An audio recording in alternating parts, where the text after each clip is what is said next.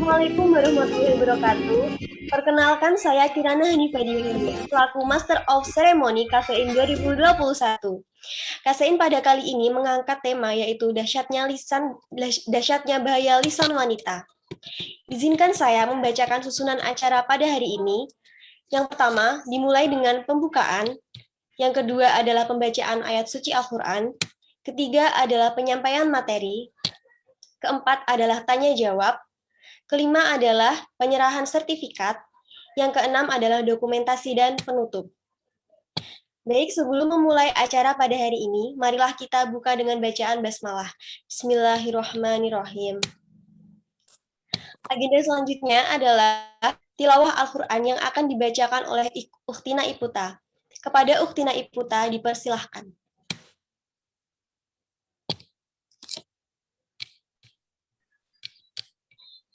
A'udzu billahi minasyaitonir rajim. Bismillahirrahmanirrahim. Ya ayyuhalladzina amanu jatanibu katsiran minadh-dhanni inna ba'dadh-dhanni ithmun wa la tajassasu wa la yaghtab ba'dukum ba'da ayuhibbu ahadukum ya'kula lahma akhihi maytan fakarihtumuh wattaqullah innallaha tawwabur rahim. Artinya, aku berlindung kepada Allah dari godaan syaitan yang terkutuk dengan menyebut nama Allah yang Maha Pengasih lagi Maha Penyayang. Hai orang-orang yang beriman, jauhilah kebanyakan dari prasangka. Sesungguhnya sebagian prasangka itu adalah dosa, dan janganlah kamu mencari-cari kesalahan orang lain. Dan janganlah sebagian kamu menggunjing sebagian yang lain. Sukakah salah seorang di antara kamu memakan daging saudaranya yang sudah mati? Maka tentulah kamu merasa jijik kepadanya. Dan bertakwalah kepada Allah. Sesungguhnya Allah Maha Penerima Tobat lagi Maha Penyayang. Maha benar Allah dengan segala firman. Wassalamualaikum warahmatullahi wabarakatuh. Baik, terima kasih kepada Ukhtina Iputa yang telah membacakan tilawah Al-Quran.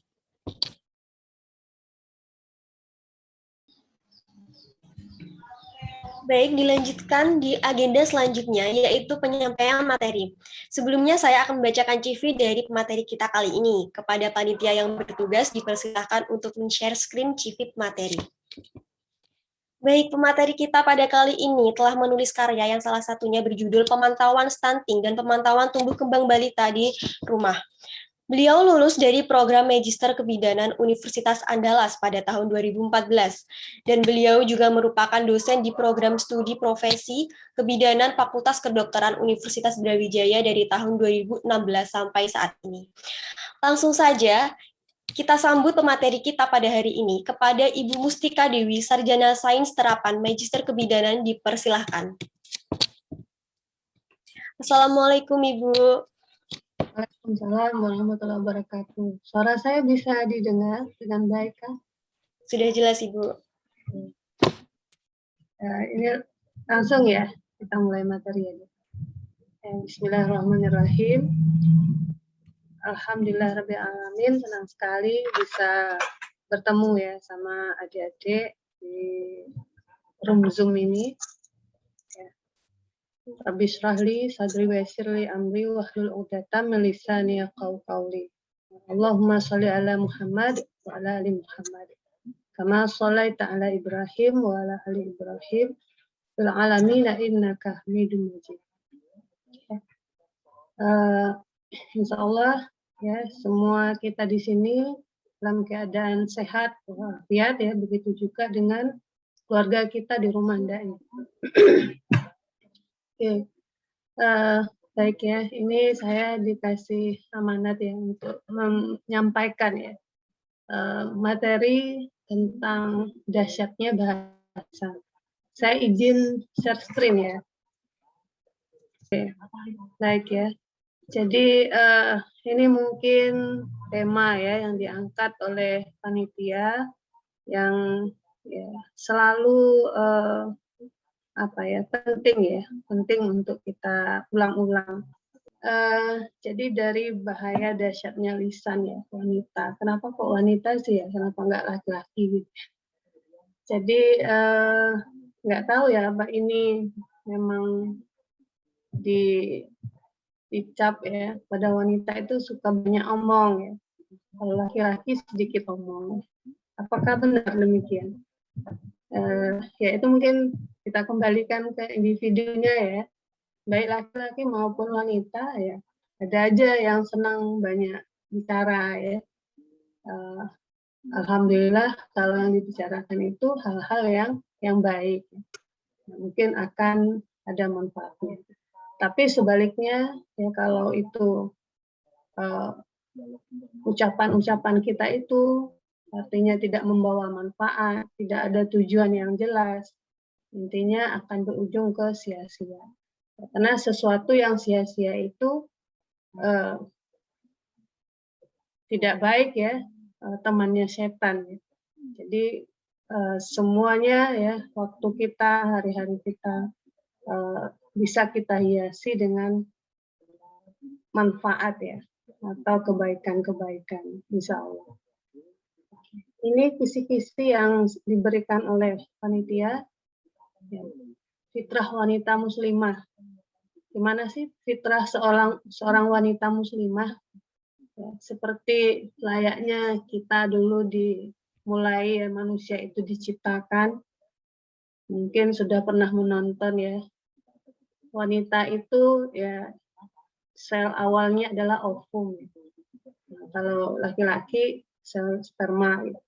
Ovum itu dia hanya berdiam diri, tidak begitu banyak pergerakan yang dia lakukan untuk menarik ya.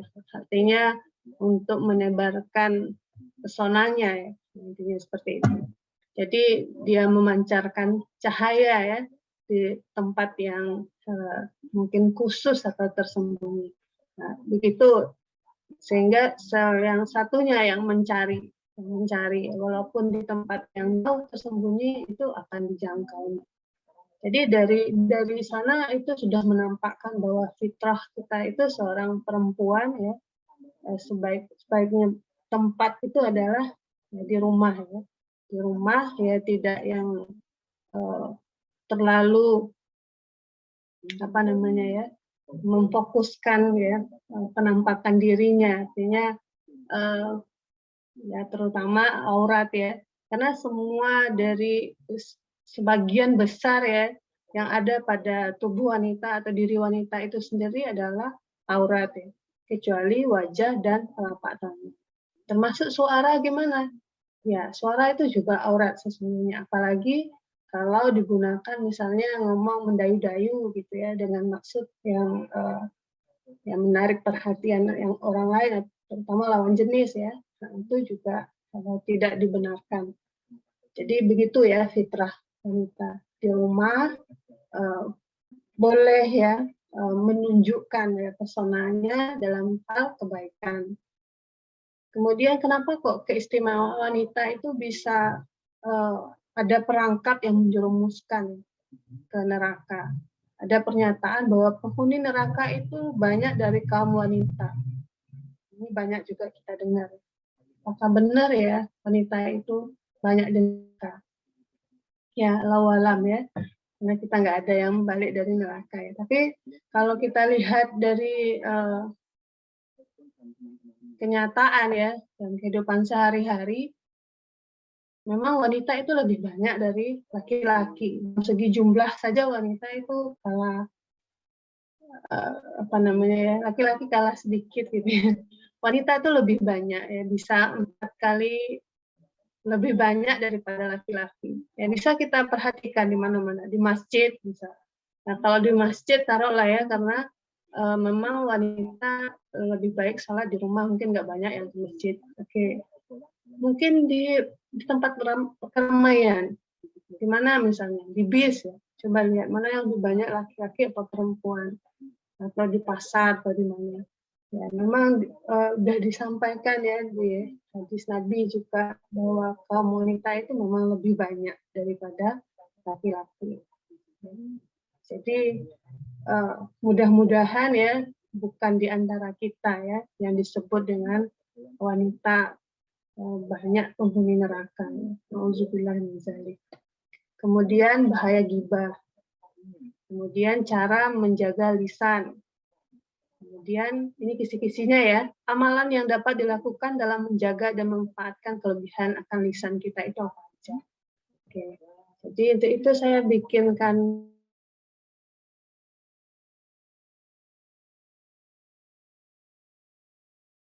yang pertama beberapa alasan mengapa lisan itu senang sia-sia ya. Atau suka ada orang yang suka menyia-nyiakan lisannya. Kemudian bentuk-bentuk bahasa lisan yang buruk. Kemudian bagaimana cara menjaga lisan agar tidak terjerumus kepada dosa. Kemudian hadis-hadis yang berkaitan dengan menjaga lisan. Kemudian akibat lisan yang tidak terjaga. Kemudian yang terakhir contoh ya amalan-amalan dalam menjaga dan memanfaatkan lisan. Oke. Lisan yang seperti apakah yang sia-sia?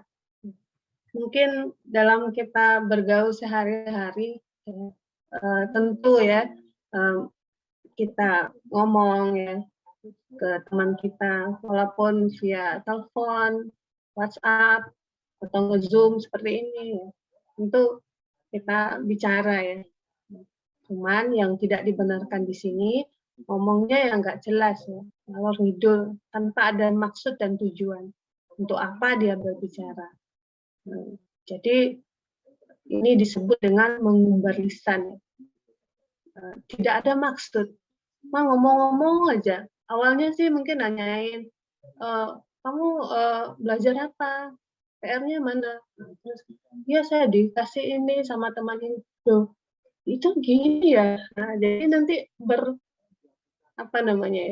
berentet panjang-panjang gitu. Padahal awalnya cuma nanyain belajar apa ya, atau pinjam buku gitu misalnya, atau kamu punya bahan atau materi ini enggak. Nah, tapi berentet ya dengan membahas yang lain-lain yang enggak penting. Nah, ini termasuk ke ngomong yang tanpa maksud yang jelas. Jadi harus dipikirkan ya. Jadi apapun yang akan kita sampaikan ya, terlebih dahulu ya kita pikirkan dulu. Apakah ini saya masuk mengumbar lisan apa enggak ya? Kemudian ada lagi cuap-cuap gitu mungkin istilahnya ya di media sosial. Bisa menceritakan seseorang, entah itu artis atau teman atau siapapun ya, termasuk juga kejadian yang belum jelas kebenarannya. Apalagi sampai kita like gitu ya, komen, share. Nah, jadi semuanya ini akan dipertanggungjawabkan. Jadi tidak boleh ya artinya ya. Ini salah satu bentuk lisan yang sia-sia. Kalau itu belum benar ya, tidak ada kejelasannya. Kemudian bagaimana jika yang kita bahas atau ceritakan itu nyata adanya? Apakah sia-sia juga gitu? Kita membahas sesuatu apa itu tentang seseorang atau kejadian, tapi nyata kok gitu ya, memang benar kok gitu misalnya. Nah itu gimana? Memang pertanyaannya di sini, apa kepentingan kita membahas itu? Apa ada kepentingannya? Kalau enggak berarti termasuk ke yang sia-sia. Kemudian ada juga yang seperti ini ya. Ya paling kita omongin nggak apa-apa kalau kita ceritain gitu ya. Paling dia senang-senang aja misalnya. Nah, apakah kita yakin ya bahwa yang kita ceritakan atau orang yang kita ceritakan itu merasa nggak apa-apa gitu ya? Apakah kita merasa tidak apa-apa itu masuk ke prasangka nggak sih ya? Gitu. Jadi ini ya mungkin yang sering ya kita alami sehari-hari. Ngomong yang tanpa ada maksud yang jelas, kemudian cuap-cuap gitu ya, tentang kejadian atau seseorang, ikut like, comment, and share, tapi kita nggak tahu benar apa enggaknya. Kemudian apalagi sampai membahas sesuatu yang tidak nyata adanya, belum jelas. Walaupun terus bagaimana kalau yang nyata adanya, jelas gitu ya. Pentingan kita apa sih gitu? Apakah ada penting saya membahasnya? Ada tujuan apa saya membahasnya? Terus kalaupun dia enggak kita loh ya, kita merasa dia lo nggak apa-apa kalau kita ceritakan. Nah ini gimana? Apa benar? Ya, jangan-jangan itu prasangka kita aja terhadap saudara kita, nggak apa-apa gitu ya. Padahal sebenarnya ya apa-apa gitu sama orangnya. Nah, atau merupakan bagian dari upaya mencarikan solusi. Kalau yang ini mungkin ini saya garis bawahi ya. Kalau mencarikan upaya atau upaya mencarikan solusi ya terhadap suatu masalah. Nah, ini mungkin tergolong ke yang tidak sia-sia.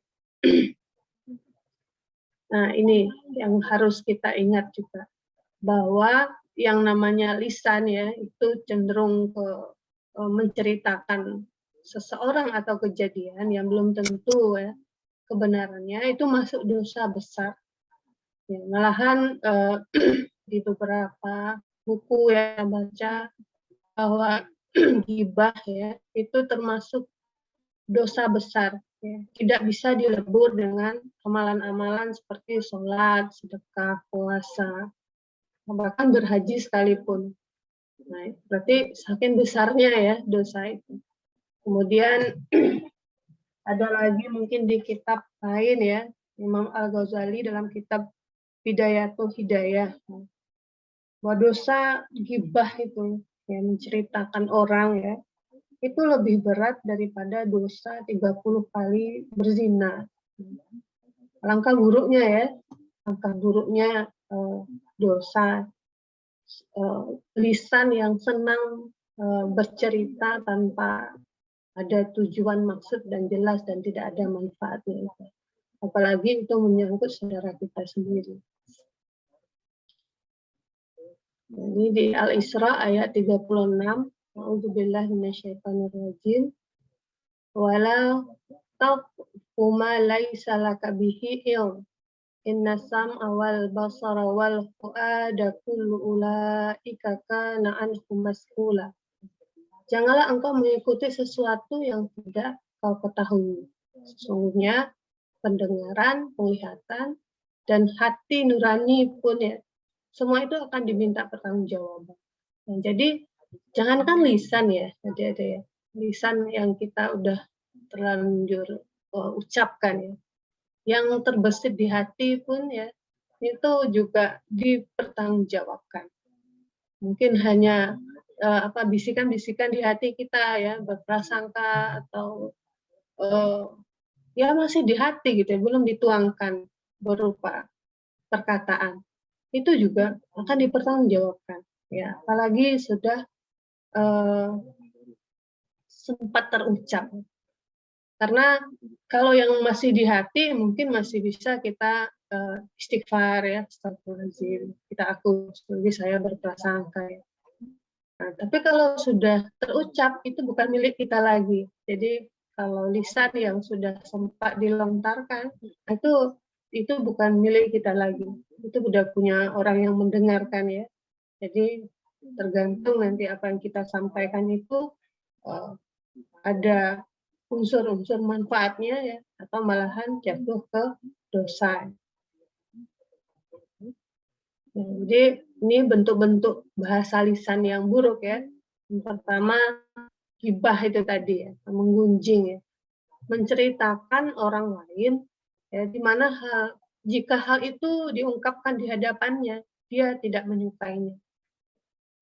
Jadi itu mungkin barometernya. Misalnya kita menceritakan sesuatu, dia bakalan nggak seneng gitu, jangan dilanjutkan. Jadi dapat itu berupa lisan ya, ungkapan-ungkapan kita atau perbuatan. Contohnya apa? Sifat fisik ya, atau maksud memperolok-olokkan. Misalnya mencontoh-contohkan tingkah laku seseorang. Nah, itu juga termasuk perbuatan gibah ya. Kemudian namimah, nah, ini jelas ya, mengadu domba, ini lebih buruk lagi ya, memecah belah. Kemudian fitnah, fitnah ini menuduh orang lain tanpa ada bukti yang jelas. Jadi baik itu ada bukti ya, misalnya benar kok yang saya omongkan itu kenyataan kok misalnya gitu ya. Nah itu termasuk gibah ya. Kalau nggak benar ya malahan jatuh ke lebih kejam lagi ya, fitnah namanya. Menuduh orang lain tanpa disertai bukti yang jelas. Ya. Kira-kira kenapa ya kok berbahaya banget sampai dosanya diibaratkan lebih besar ya daripada 30 kali dosa zina ya. Zina aja dosa yang sangat besar ya. Nah, ini ditambah dengan 30 kali. Jadi betapa buruknya ya dosa lisan ini. Kira-kira kenapa? Karena dengan lisan kita itu yang sudah terlontarkan kita itu bisa merusak pertemanan kita ya, kalau itu kita menceritakan teman atau merusak persaudaraan ya, dan bisa memutuskan silaturahim. Nah, itu bahayanya bahasa lisan itu tadi. Nah, ini di beberapa Al-Qur'an ya. Di ayat Al-Qur'an disampaikan, pertama di Al-Furqan ayat 63. Orang-orang yang berjalan di atas muka bumi dengan rendah hati. Rendah hati itu ya matanya merendah, lisannya juga ya tidak meninggi, tidak memburukkan orang lain. Tubuhnya juga tidak menampakkan keangkuhan ya, jika berinteraksi dengan orang lain. Itulah orang-orang yang baik ya. Kemudian di Al-Qasas 55. Apabila mendengar perkataan yang tidak bermanfaat, ini terkait ayat-ayat terkait dengan lisan. Apabila mendengar perkataan yang tidak bermanfaat, maka dia meninggalkannya. Nah, kecuali dalam masalah ilmu, zikir, ya, dan membaca Quran. Jadi kan udah jelas ya, udah jelas di Al-Quran itu sendiri. Misalnya kita duduk ya, atau berkumpul dengan teman-teman, saudara kita, terus membicarakan orang lain misalnya, atau perkataan yang menurut kita itu nggak ada manfaat. Apa sikap kita? Ya, mungkin kalau bisa kita hentikan ya hentikan dengan lisan kita. Dan alihkan pembicaraan misalnya. Udah ngawur ini. Atau kalau memang tidak bisa ya tinggalkan tempat itu. Nah, ini di Al-Qasas 55. Kemudian di Al-Qaf 18 ya. Tiada suatu ucapan pun yang diucapkan melainkan di dekatnya ada malaikat pengawas yang selalu hadir. Jadi ada malaikat yang ngawasin kita ya, kapanpun ya, apapun ucapan yang terlontarkan itu diawasi oleh malaikatnya, dicatat ya semua yang kita lontarkan. Nah, itu ucapan ya yang jelas itu, yang terdengar juga mungkin oleh orang lain. Nah, sedangkan yang di hati saja itu juga akan dipertanggungjawabkan ya. Sekali lagi, apalagi ucapan. Kemudian terus bagaimana dong kalau nggak boleh ngomong ya, masa nggak boleh gitu ya. Jadi ada syarat agar lisan itu tidak terjerumus kepada yang namanya dosa tadi itu ya, dosa besar. Yang pertama, kalau kita ingin mengomongkan sesuatu tentu lahir dari pikiran kita ya. Ada niat di hati ya, karena Allah.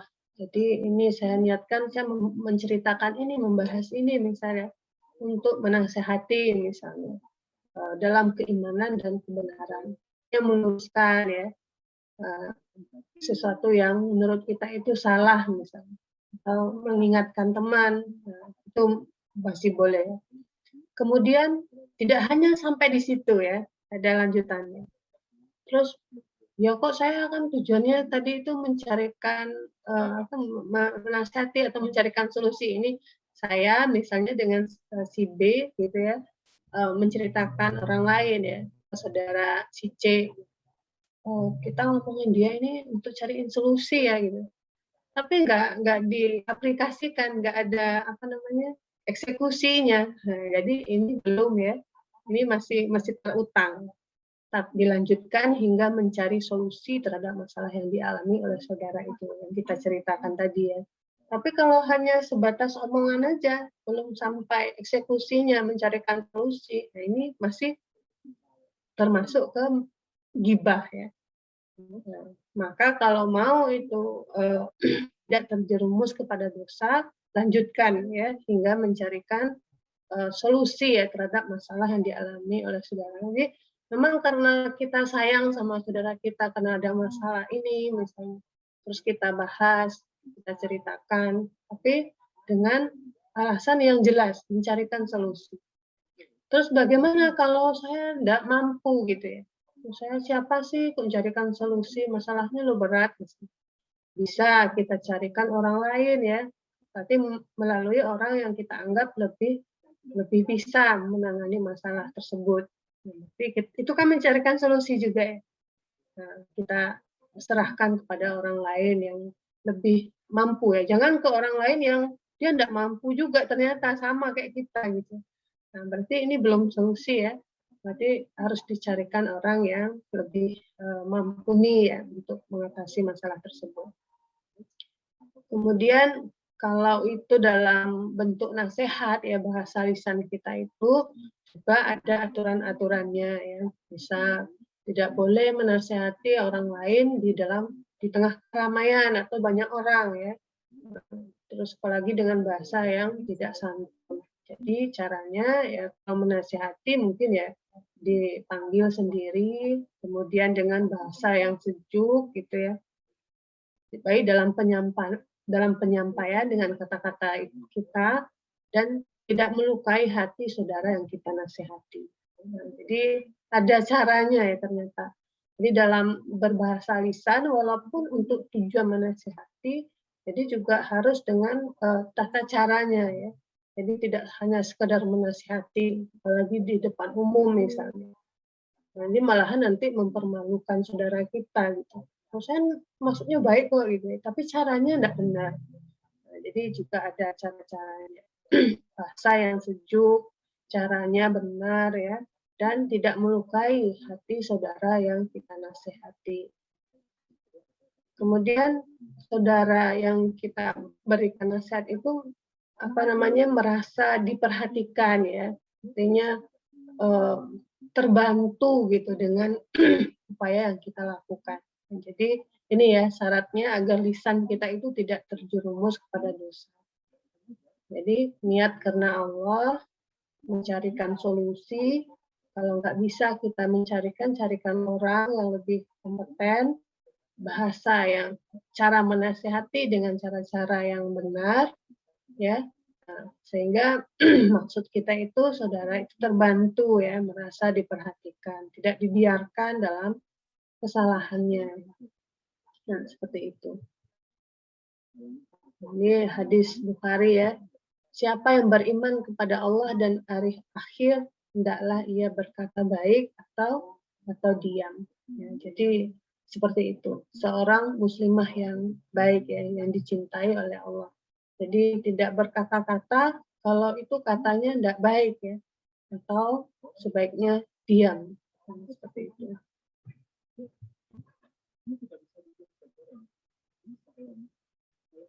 Nah, jadi saya pernah mendengarkan pernyataan seperti ini ya. Apa sih tanda orang yang biasa-biasa saja atau orang yang luar biasa? Kita termasuk orang yang biasa-biasa saja atau orang luar biasa gitu. Jadi ini mungkin satu pernyataan untuk mengukur ya diri sendiri. Kalau orang biasa itu katanya kalau bertemu dengan saudaranya dibahas itu benar ya. Segala bernuansa menteri. Kamu beli baju baru ya, tasmu baru gitu. Ya enggak apa-apa ya kalau hanya sekedar menunjukkan perhatian ke saudara. Tapi enggak itu melulu yang dibahas. Nah, HP-mu baru gitu misalnya. Terus bahas HP aja selama pertemuan. Nah, bukan seperti itu ya. Jadi kalau orang yang luar biasa itu katanya jika bertemu dengan saudaranya maka dia memanfaatkan pertemuannya itu. Misalnya ya tentang ide-ide, gagasan, atau meminta saran, pendapat. ya saya lagi ngerjain ini, kamu punya saran apa misalnya. Nah, jadi dia tidak menyia-nyiakan waktu dan kesempatan yang bertemu dengan saudaranya karena dianggap temannya itu spesial gitu ya, bukan artinya dalam menghargai perjumpaan dengan saudaranya tadi. Jadi tidak membicarakan yang melulu masalah materi ya atau benda. Apakah nggak boleh kita nyapa teman, kamu baju baru ya? Ya boleh saja ya, tapi hanya sekedarnya. Jangan itu aja yang dibahas. Nah, tapi bahaslah hal-hal yang bermanfaat. Nah, ide misalnya atau meminta pendapat, saran. Ya, kalau lagi skripsian ya, saya ada masalah nih dengan ini, dengan alat misalnya, atau dengan pembimbing atau dengan siapa. Kamu gimana misalnya? Ada solusi atau saran untuk saya apa ya sebaiknya saya lakukan apa? Itu akan lebih ada tujuan dan manfaatnya daripada membahas yang bernuansa materi dan tidak pernah habis ya. Nah, ini di Al-Ahzab ayat 77:1. A'udzubillahi minasyaitonirrajim. Ya ayyuhalladzina amanu taqullaha wa qulu qawlan sadidan yuslih lakum a'malakum wa yaghfir lakum dzunubakum. Wa may yuti'illaha wa rasulahu faqad faza fawzan 'azima. Artinya, hai orang-orang beriman, bertakwalah kamu sekalian kepada Allah dan katakanlah perkataan yang benar. Niscaya Allah memperbaiki amalan-amalanmu dan mengampuni dosa-dosamu. Barang siapa mentaati Allah dan Rasul-Nya, maka sesungguhnya dia telah mendapat kemenangan yang besar. Nah, jadi ini yang perlu kita garis bawahi, kalau berkata, berkatalah dengan benar. Ya, ini ciri-ciri orang yang beriman. Ya. Jadi jangan mengatakan perkataan-perkataan yang belum tentu kebenarannya. Ya mungkin benar, tapi belum tentu misalnya. Ditahan dulu. Jadi agar apa? Karena kita ini tidak luput dari segala khilaf ya, dan ya tidak sempurna.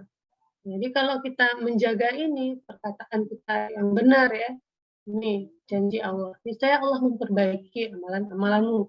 Kalau ada yang tidak sempurna di amalan-amalan kita, diperbaiki oleh Allah dan diampuni dosa-dosa kita. Jadi ya ini ya nasihat ya untuk diri saya sendiri juga tentunya, agar berhati-hati dengan berkata, selalu berkata dengan perkataan yang benar. Ya, barang siapa mentaati Allah dan Rasul-Nya, maka sungguh ia mendapat kemenangan yang besar.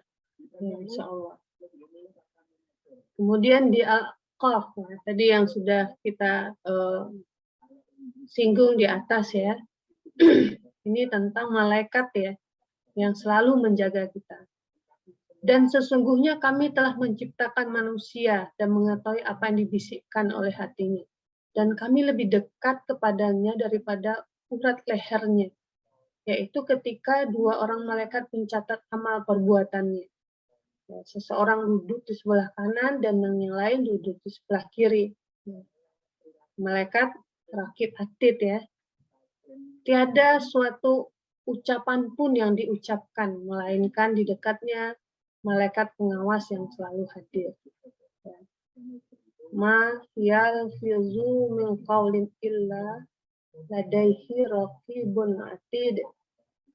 Jadi seperti itu ya. Jadi kita tidak pernah sendiri sekiannya ya. Ya manusia yang beriman ya, kita mempercayai akan adanya Allah ya. Sejatinya kita tidak pernah sendiri. Dimanapun kita, apa di kamar ya, nggak ada siapa-siapa ya, jangan pernah merasa tidak ada siapa-siapa. Ada malaikat yang di kiri kanan kita yang selalu hadir, ya mungkin yang tidak terlihat dengan kasat mata. Kita selalu diawasi oleh malaikat tersebut, ya, selalu hadir di keseharian kita. Ya mudah-mudahan ini bisa membangkitkan ya iman kita ya. Oh, ternyata saya tidak pernah sendiri. Tidak mesti ya seorang yang beriman itu merasa kesepian. karena dia sejatinya nggak pernah sendiri. Allah itu juga dekat. Dekatnya di mana? Lebih dekat daripada urat leher kita sendiri ya. Nah, itu ibaratnya. Nah, ini yang dibacakan oleh saudara kita di awal tadi ya, Al-Hujurat ayat 12. Ya, kita ulangi artinya, hai orang-orang yang beriman, jauhilah kebanyakan berprasangka. Seperti tadi itu, ya. Dia nggak apa-apa kok saya bicarakan, dia senang-senang aja palingnya. Itu apakah nggak masuk prasangka ya? Karena sesungguhnya sebagian tindakan berprasangka itu adalah dosa. Janganlah kamu mencari-cari kesalahan orang lain, apalagi sampai mencari-cari kesalahan ya. Alhamdulillah menjalik. Janganlah kamu sebagian yang menggunjing sebagian yang lain, ya. Menceritakan orang lain, ya. Itu menggunjing, menggibah. Walaupun benar adanya ya, tapi dia tidak senang kalau kita bicarakan seperti itu. Sukakah salah seorang di antara kamu memakan daging saudaramu yang telah mati? Ya, siapa ya? Tidak ada kita yang senang ya. Sedangkan yang hidup aja kita nggak suka gigit ya, dagingnya ya, apalagi yang sudah mati ya. Sukakah salah seorang di antara kamu memakan daging saudaramu yang telah mati? Ya, kalau mati tentu udah jadi bangkai ya, mungkin sudah berulang gitu. Nah, tentu enggak, siapa ya, enggak ada yang mau makan ya. Tentu kamu merasa jijik adanya. Dan bertakwalah kepada Allah, sungguhnya Allah Maha penerima taubat tadi, Maha penyayang. Jadi betapa Maha pengasih, Maha penyayangnya Allah ya di sini ya. Walaupun kita sudah dilarang ya, kamu jangan berprasangka ya, karena tidak baik, dosa. Jangan mencari kesalahan saudaramu. Jangan menggunjing, jangan menceritakan teman saudaramu, jangan diceritakan. Jadi kata Allah juga, apakah kamu suka makan daging saudaramu yang mati? Gitu. Nah, ibaratnya itu sudah hal yang menjijikkan ya. Jadi berprasangka itu, mencari kesalahan, menggunjing, itu perbuatan yang menjijikkan. Menjijikkannya seperti apa ya? Sama seperti kita memakan bangkai ya, saudara kita yang sudah mati. Jadi diperingatkan oleh Allah, jangan lakukan itu. Dan bertakwalah kepada Allah. Sesungguhnya Allah Maha penerima taubat lagi Maha penyayang. Nah, jadi iringan dari ayat ini sungguh mengingatkan kita ya bahwa Allah itu Maha penerima taubat. Gimana kalau sudah terlanjur? Sungguhnya Allah Maha penerima taubat lagi Maha penyayang. Jadi apa sih akibatnya? Nah, ini sebelum kita terlanjur ya, seperti apa mengumbar kata-kata kita, lisan kita.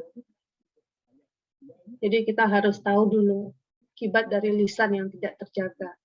Seperti kata pepatah, mulutmu harimaumu. Ya, lisan yang buruk itu akan mencelakai diri kita sendiri. Jadi akan kembali ke diri kita ya. Kita menjelekkan orang lain. Sesungguhnya yang jelek itu adalah diri kita sendiri gitu ya. Jadi jika ada yang tersinggung dengan lisan kita, ya bisa jadi dia telah memaafkan ya. Namun akan diingatnya sepanjang ingatannya. Pernah enggak ya merasakan seperti ini? Misal ya teman kita sudah melukai hati kita, dia udah minta maaf, maafin ya. Ya saya maafkan. Tapi ya kok ingat terus ya gitu. Nah, jadi memang lisan itu sangat-sangat perlu kita jaga. Ya, karena kalau udah terlontar itu nggak bisa lagi ya, nggak bisa lagi kita hapus ya, nggak bisa di-delete lagi. Ibarat 1000 orang teman itu masih kurang ya. 1 orang musuh ya itu terlalu banyak. Nah, begitu kecilnya kita. Jadi tidak perlu kita memburuk-burukkan orang ya, apalagi sampai memusuhi saudara kita. Jadi kemudian yang kedua menambah catatan dosa. Jadi lisan yang tidak terjaga itu hanya menambah catatan dosa, dan itu dosa besar ya, bukan dosa kecil. Ya, perbuatan lisan yang buruk, perbuatan yang sangat menjijikkan, ya, seperti kita bahas tadi. Jadi semua perbuatan dosa balasannya adalah neraka ya. Jadi sebenarnya cukuplah untuk orang yang beriman ya, surga dan neraka itu sebagai penanda seorang takut kepada Allah. Tapi kalau udah tidak merasa apa-apa ya, orang membahas, nanti kamu masuk neraka loh kalau seandainya gunjing gitu. Tapi sudah tidak berdampak gitu pernyataan neraka, surga dan neraka. Nah ini jangan-jangan ya, dia sudah tidak ada rasa takut kepada Allah. Jadi sudah kelam gitu ya hatinya. Nauzubillah min dzalik. Seyogianya kalimat surga dan neraka ini sudah membuat hati kita itu ciut ya akan kebesaran Allah, takut gitu ya. Nanti gimana nanti kalau saya masuk neraka dengan lisan saya yang buruk ya. Sedangkan neraka yang paling ringan saja katanya ya, itu meleleh mulai dari ujung gitu ya. Itu neraka yang paling ringan. Ya, Auzubillah, nggak akan sanggup ya, nggak akan sanggup kita merasakan itu. Kemudian dosa gibah lebih besar dari zina. Ini tadi ya yang sudah kita bahas. Akibatnya merusak pertemanan, persaudaraan dan silaturahim. Terus bagaimana sih supaya menjaga dan memanfaatkan lisan? Nah, tadi sudah kita singgung bahwa kalau mau menjaga lisan ya syaratnya itu tadi ya, ada tujuan yang jelas. Misalnya mencarikan solusi dari masalah yang ada. Allahumma ja'al samti fikran wa mudfi fikran. Ya, artinya wahai Allah jadikanlah diamku berpikir dan bicaraku adalah zikir. Jadi kalau kita mau amalan menjaga ya amalan lisan kita ya, kalau kita berbicara hendaknya bahasa-bahasa zikir ya. Terus supaya kita terhindar ya, banyak sebenarnya cara ya untuk mengisi waktu agar bermanfaat. Misalnya budaya menulis. Saya nggak senang menulis ya, mungkin yang lain ya. Masih banyak kok caranya. Apa berolahraga misalnya, membaca dan yang lain-lain. Apalagi kalau mahasiswa ya, rasanya enggak cukup waktu gitu ya, banyak sekali pekerjaan yang mau dikerjakan. Terus tidak membiasakan diri berkumpul-kumpul, apalagi sekarang ya masa pandemi enggak boleh ya, enggak boleh berkumpul malah bertandang, bertamu tanpa tujuan dan maksud yang jelas. Di hadis At-Tabrani ya, sungguh aku marah kepada yang nganggur, yang tidak melakukan amal dunia maupun amal akhirat. Jadi ya selalulah berbuat baik ya. Nah, yang paling ringan itu adalah zikir ya. Zikir yang merupakan amal akhirat ya. Insya Allah akan memperberat amalan kita di akhirat. Nah ini ya salah satu ya, bukan salah satu ya, salah 6 ini ya, 7 deh ya, yang bisa mengisi waktu kita. Ini kalau dilakukan semuanya nggak ada lagi mungkin waktu untuk ngomong ngalur ngidul itu ya, tidak ada lagi ceritanya kita hanya buka-buka FB yang nggak jelas ya.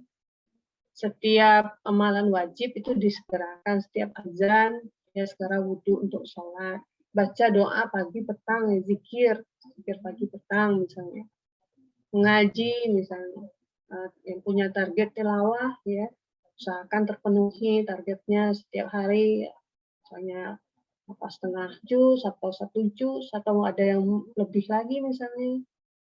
Menjaga wudhu, apalagi di zaman pandemi ya, kita sebagai umat muslim itu yang paling bagus itu adalah menjaga wudhu, yang memasukkan air ke hidung ya, salah satu gerakan wudhu itu ternyata juga ampuh untuk mengusir ya makhluk halus itu tadi ya, virus ya, supaya tidak bersarang di saluran pernafasan kita. Rutinkan sedekah, jauhi maksiat, dan hadiri majelis ilmu online ya, seperti yang kita lakukan sekarang ini ya. Insya Allah diberkahi oleh Allah. Jadi ini kalau kita lakukan ya, ibadah-ibadah seperti ini, rasanya sudah tidak ada lagi waktu sia-sia ya. Sudah habis waktu kita. Apalagi ini belum masuk ya, ngerjain PR, bikin TA misalnya, atau bikin proposal apa ya. Masih banyak kan ya, kalau di list. Nah, jadi penuh sebenarnya aktivitas yang bisa kita buat ya, yang lebih bermanfaat daripada hanya sekedar lisan yang tidak bermanfaat. Nah, ini terakhir ya. Kalau sudah terlanjur, nah, tadi di ayat Al-Hujurat disampaikan ya, maka bertaubatlah. Karena dengan taubat itu ya, minta ampun kepada Allah dengan sungguh-sungguh, taubat nasuha. Janji dalam hati ya tidak akan mengulangi perbuatan buruk itu lagi. Nah, malahan di sini ini kalau itu ghibah, ini bahayanya ya, makanya lebih besar dari zina. Kalau orang berzina itu dia tobat sendiri, ya bisa kemungkinan Allah memberikan ampunan dosanya, menerima tobat. Tapi kalau gunjing, ghibah itu tadi, ya walaupun kita sudah bertobat, tapi orangnya kok masih sakit hati misalnya ya. Nah, jadi masih ada utang kita meminta maaf kepada orang yang telah kita jelek-jelekkan itu tadi. Kemudian mengiringi dengan perbuatan baik, ya kebaikan-kebaikan yang terus-menerus ya sampai ya jangan berhenti ya sampai akhir. Perbanyak sedekah, zikir dan perbanyak silaturahim. Jadi ini ya bagi yang sudah terlanjur ya, saya pernah dulu menjelek-jelekkan seseorang atau menceritakan seseorang. Kalau itu belum tersebar kemana-mana beritanya ya mungkin bisa kita skip gitu ya. Artinya kita minta ampun pada Allah. Tapi kalau ternyata sudah menyebar ya, kita bisa salah satunya minta ampun ya pada Allah dan meminta maaf kepada orang yang sudah kita ghibah. Ya, walaupun seperti tadi ya, mungkin dia ya saya maafkan, tapi di hatinya itu masih lihat kita itu masih ini orang yang pernah jelek-jelekin aku gitu ya. Tapi ya untuk itu sebelum terlanjur ya jangan pernah mengumbar lisan ya atau berbicara tanpa ada manfaat dan tujuan yang jelas. Mungkin itu ya, mohon maaf kalau kepanjangan saya bercerita. Saya kembalikan ke MC. Assalamualaikum warahmatullahi wabarakatuh. Waalaikumsalam warahmatullahi wabarakatuh. Masya Allah, terima kasih kepada Ibu Mustika Dewi yang telah memaparkan materi yang sangat luar biasa. Baik, agenda selanjutnya akan diteruskan oleh sesi tanya-jawab. Kepada peserta yang ingin bertanya, dapat menggunakan fitur raise hand atau menuliskan di kolom chat Zoom dengan format nama underscore izin bertanya. Baik, sepertinya sudah ada pertanyaan di kolom chat Zoom. Atas nama Endah Purwaning, underscore mohon izin bertanya Ustazah, bagaimana jika membicarakan kemungkinan baik atau buruk sifat seseorang dengan tujuan untuk kehati-hatian dalam memilih pasangan atau pembicaraan tersebut dilakukan dalam lingkup keluarga dan sifatnya rahasia. Apakah hal tersebut termasuk ghibah? Baik, untuk Ibu Mustika Dewi bisa menjawab pertanyaannya. Bismillah ya. Ini pertanyaannya, bagaimana jika membicarakan ini tentang memilih pasangan ya, kemungkinan ada sifat baik dan buruk seseorang, tapi dalam lingkup keluarga sifatnya rahasia. Apakah hal tersebut termasuk ghibah? Oh, ini ya, mencari pasangan atau jodoh itu orangnya gimana ya gitu ya, baik apa enggak. Kalau hanya sebatas ya, misalnya menceritakan atau membahas ya, bukan membahas ya, sifat positif dan negatif seseorang gitu misalnya. Oh, itu positifnya ini, kemudian dia juga punya sifat negatif misalnya tentang ini, tapi ya tidak diceritakan ke khalayak umum ya, karena tujuan tadi saya rasa sih masih dalam koridor ya, tujuan dan manfaat yang jelas. Ya, dalam rangka mungkin mencari jodoh untuk putranya atau anaknya atau saudara kita ya. Itu kan ada tujuan ya, ada tujuan yang jelas. Ya, tapi ya tidak berkepanjangan ya. Terus tadi sudah cerita, oh dia itu gini-gini, terus berlanjut sampai kemana-mana. Tapi tidak ada solusi untuk, nah itu tidak boleh ya.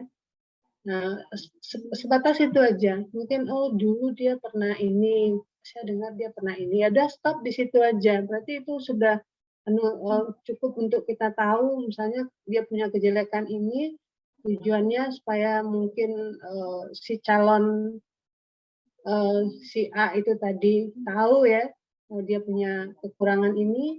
Tapi kalau seandainya dia enggak apa-apa ya dalam rangka mencari jodoh ya misalnya, mungkin dia sudah bertobat, sekarang dia udah jauh lebih baik dari itu kok misalnya. Nah ini kan maksudnya jelas ya, untuk memperjelas kondisi seseorang dalam mencari jodoh. Ya, saya rasa itu masih dalam tujuan dan maksud yang jelas ya.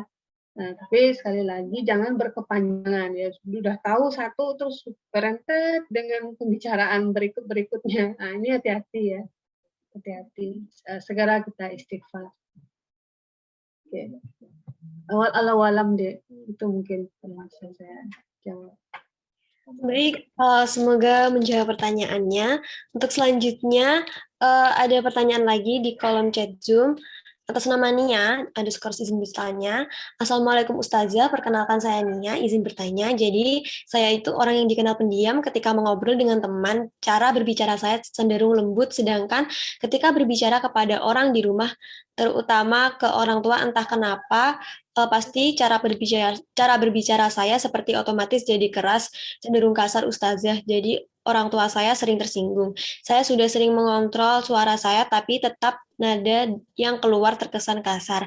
Biasanya seperti itu dikarenakan apa ya Ustazah? Terima kasih.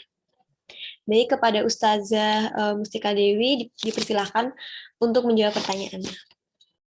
Kalau bicara dengan teman di luar keluarga kok bisa lembut misalnya, kok di rumah terkesan keras, kasar gitu. Kira-kira kenapa ya? Jadi mungkin bisa jadi penyebabnya karena orang di rumah itu kan dekat dengan kita ya, kita biasa melampiaskan emosi atau bercerita apa aja gitu ya sama keluarga kita. Bisa jadi karena udah biasa menceritakan sesuatu yang paling tersembunyi pun ya, itu sebenarnya satu hal yang positif ya. Jadi kita bisa plong gitu kalau sama orang tua kita. Ya, tapi ya hati-hati juga ya. Kenapa kok bisa dengan teman kita lemah lembut, kok dengan orang tua kita sendiri kok terkesan kasar ya. Nah, mungkin kita bisa introspeksi diri ya. Kenapa kok begitu? Bukankah sebaliknya ya? Orang tua yang tempat kita berkeluh kesah, malahan baik buruk kita, beliau yang tahu gitu ya. Harusnya kita lebih lemah lembut ya. Karena sudah banyak kita susahin dengan keluh kesah kita gitu. Nah, jadi mungkin ya bisa jadi ya karena merasa udah terlalu dekat, karena selama ini ya tempat kita curhat ya, itu baik ya, itu baik kalau bisa curhat dengan kedua orang tua, saudara kandung ya. Nah, karena memang itu tempat pertama kita untuk curhat mestinya. Nah, tapi karena kebablasan gitu. Nah, jadi mungkin jadi bahan renungan ya. Saya kok kebalik ya. Harusnya yang di rumah itu yang sering kita repotin dengan masalah-masalah kita ya. Harus lebih lemah lembut. Ya, mungkin gimana ya caranya kalau memang terlanjur orang tua pernah kecewa mungkin ya dengan sikap pertama kita tentu minta maaf ya. Minta maaf kepada kedua orang tua kita, ibu kita terutama ya, yang mungkin setia mendengarkan cerewetnya kita sebagai anaknya, keluh kesah kita, ya, minta maaf. Nah, terus ya mungkin pelan-pelan ya, kita berusaha mengontrol emosi, karena memang benar ya, orang dekat itu cenderung tahu baik buruk kita gitu. Kalau orang jauh kayak teman yang sekali-sekali ya mungkin kita bisa terkesan ramah gitu ya, lebih klise gitu. Artinya yang tidak semuanya yang kelihatan. Nah, kalau dengan orang tua sendiri seperti itu.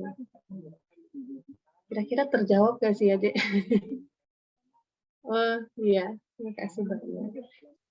Baik, karena waktu untuk sesi tanya jawab sudah habis, jadi kita cukupkan untuk sesi tanya jawabnya terlebih dahulu. Baik, terima kasih kepada Ibu Mustika Dewi yang telah meluangkan waktunya untuk mengisi materi KCIN 2021 ini. Dan kepada Ibu Mustika Dewi dipersilahkan untuk meninggalkan room Zoom apabila terdapat agenda lain. Ya. Saya izin live ya. Baik, terima kasih Ibu. Assalamualaikum warahmatullahi wabarakatuh. Mohon maaf ya jika ada kesalahan yang tidak pas saya sampaikan. Assalamualaikum. Waalaikumsalam. Terima kasih Ibu.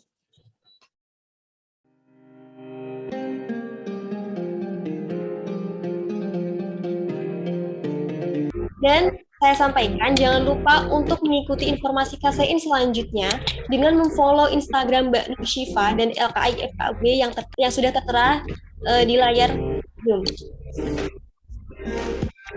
Baik, agenda selanjutnya adalah penutup. Tidak terasa kita sudah berada di penghujung acara. Untuk menutup kegiatan pada hari ini, marilah kita membaca istighfar 3 kali dan doa kafaratul majelis. Astagfirullahaladzim, astagfirullahaladzim, astagfirullahaladzim. Subhanakallahumma wa bihamdika asyhadu an la ilaha anta astaghfiruka wa atubu ilaik. Baik, terima kasih kepada seluruh peserta yang sudah hadir pada KCIN 2021 hari ini. Saya selaku Master of Ceremony izin untuk undur diri dan apabila ada kurang lebihnya saya mohon maaf. Wassalamualaikum warahmatullahi wabarakatuh. Sampai jumpa di KCIN selanjutnya.